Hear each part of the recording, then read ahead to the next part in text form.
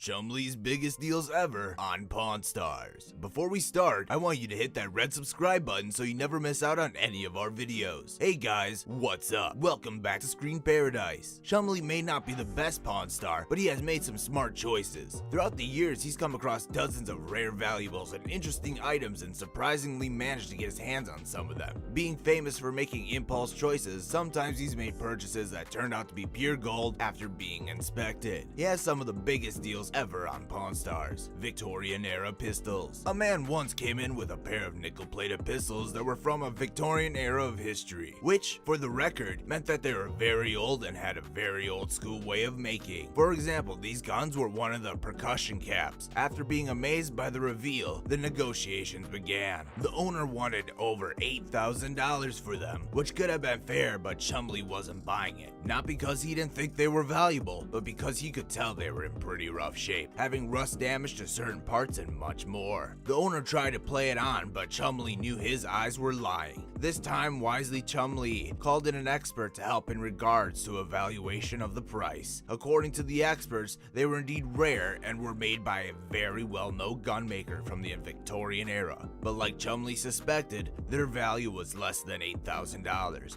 so he got them for $3,300, which means he basically knocked off $5,000 off the asking price, and that's a pretty good negotiation. The twist came in 2016 when an auction had some items from the Pawn Stars, including these pistols, that sold for a final price of $42,000. Dana White's big buyout. The Pawn Stars featured a couple of pretty fun celebrities, and one of them led to the biggest sale on Chum's career shortly after Rick's Japanese katana returned to the store after a 2-year-long restoration process. Very special buyer expressed an interest in these precious items. The UFC president Dana White agreed to shell out $30,000 after hearing Rick was crazy about it, as a big boss wasn't too happy to learn that Chumlee sold his favorite sword. He was so furious after hearing someone intervened in his business, he decided to make it bold by himself.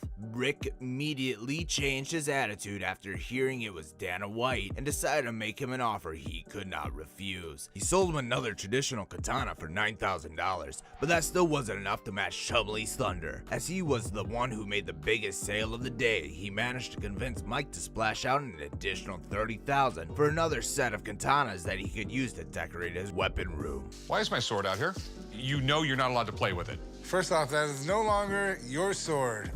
I sold it. Samurai swords. A set of samurai swords arrived one day while Chumlee was on duty. He was so enamored by them that he didn't even bother consulting with anyone or any expert. Rather, he just bought the set of swords for $4,000. Sure enough, when the Harrisons found out what Chumlee had done, they weren't happy. All of them had thought they were fake, which happens a lot in the pawn business. Rick Harrison was so mad that he brought in an expert to do the damage control and figure out how much money Chumlee has lost them. In inspection, he discovered that they were real and were made by known makers. One of them dated back to be made in the 1400s, an era especially known for having historical importance related to katana and samurai swords. Even though some of the sources had a little fake branding, the rest of had significant worth of $13,000 according to the experts. At the end of the day, Chumlee made a profit of $9,000. A whole bag of rare handcuffs. When you work at a pawn shop, you get used to seeing a lot of weird stuff over the years. Wow.